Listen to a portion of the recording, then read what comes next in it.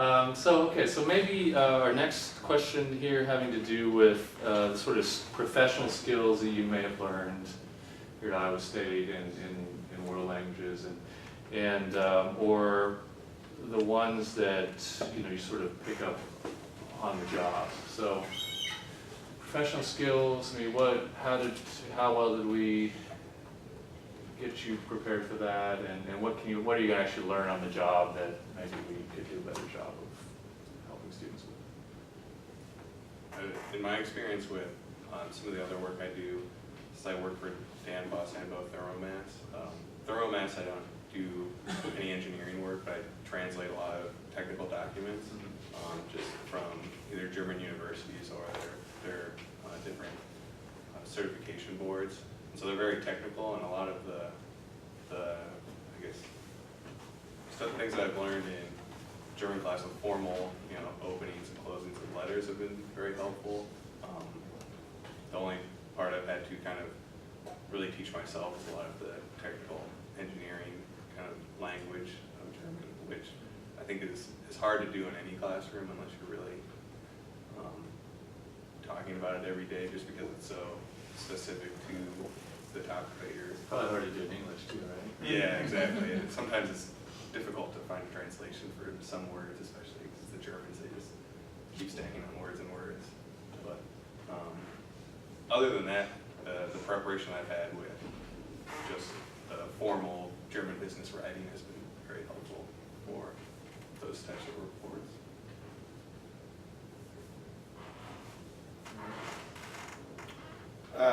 I would echo that when I learned Chinese, I learned conversational Chinese. I did not learn technical Chinese. I don't. So all of that stuff had to be either learned or I just don't know it. So as far as professional skills with engineering, I think Iowa State does a good job. I think through the languages, I really learned how to kind of express my ideas in a creative way. Like in those beginning classes when you only know 10 verbs and you have to tell someone how you're feeling or about a concept, you have to be really creative with your words. I learned how to do that quite a bit. When you're talking to someone and they just don't understand what you're trying to say, you have to think of another way to explain it to them. Or vice versa.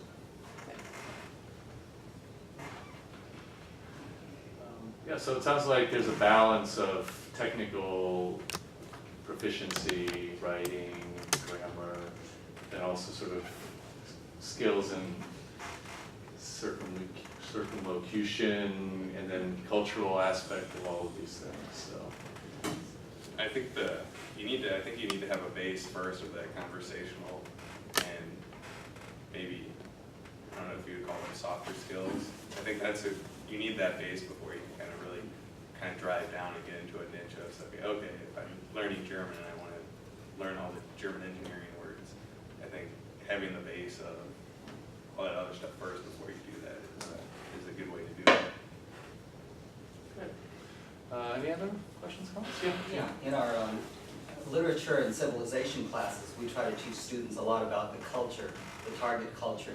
And I was wondering if your cultural knowledge has helped you to build relationships with people or to navigate through the society. I would say, yeah. Actually, in one of the class I had with you, I think we had talked about. Perfect. So I get points for that.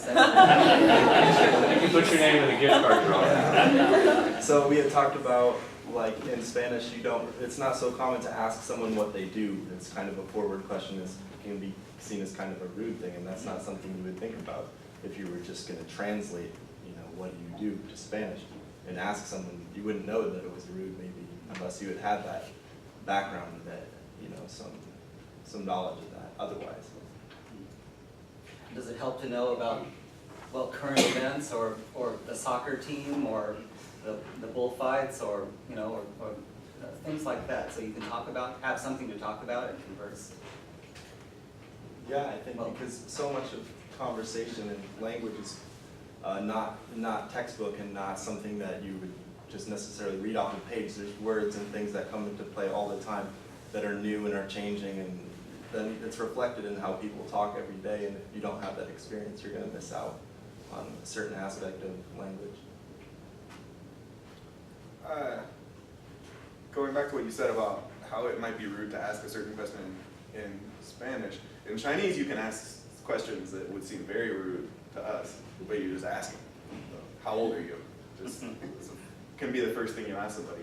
So knowing things like that and knowing how to give and take compliments and how to give and receive gifts and just all of the little food things and all that little cultural stuff that's everyday cultural stuff has really helped me open doors. I can immediately start conversing with somebody who is from the Chinese culture and we can be friends almost instantly because I know how they like to be talked to and what the cultural norms are.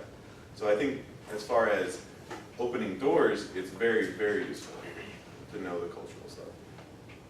Yeah, if I can add on to that, I've had engineers at dance class ask me if they've been to the plant in Germany or even had meetings and aims with other German engineers. And they comment like, oh, they just seem almost rude or very direct. And I was like, well, that's kind of part of the German culture. They're very direct and say what they mean.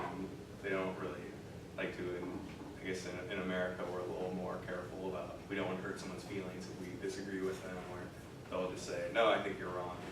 You shouldn't do it that way. It should be this way. It's like that's more of a cultural thing. I wouldn't take it personally. So speaking of international experience, we had a question here. Where do I go to search for jobs that have my skill set, i.e. international experience? So maybe you could just quickly just mention, you sort of addressed this earlier, where you work, but what was sort of your process when you're trying to, before you had a job doing what you're doing? What I've heard from recruiters is that if they're out recruiting people and they find somebody that has a language skill that they want, that they know the company wants, they'll pass that information to the opportunity that wants that. That's been my experience.